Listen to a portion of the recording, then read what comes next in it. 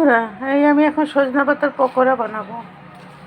আটা, সুজি, লবণ, হলুদ দিয়ে দিয়েছি, কড়াও বসিয়ে দিয়েছি। এই হচ্ছে সজনা পাতা, একটা ধুন্দুল ফুল আছে, এটাও দিয়ে দেবো। আরগুলো বাকিটা সবজিতে দিয়ে দিচ্ছি। এতটুকু করবো, আর একটু রেখে দেবো, বেশি হয়ে যাবে তো। একটু রেখে দেবো। এই পাখিদের কামরাঙ্গা এখন মেখে নিই। এই যে মেখে নিয়েছি, কড়াতে তেলও দিয়েছি, এখন ছোটো ছোটো করে দিয়ে দেবো।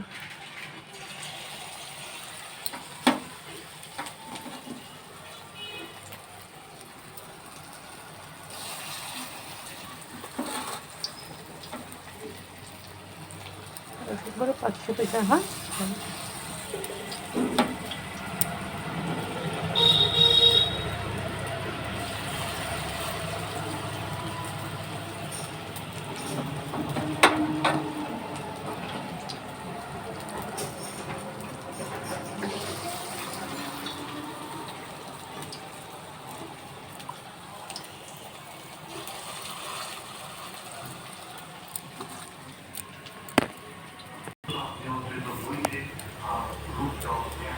এই এক পাশ হয়ে গেছে, এখন আরেক পাশ উল্টে দেবো।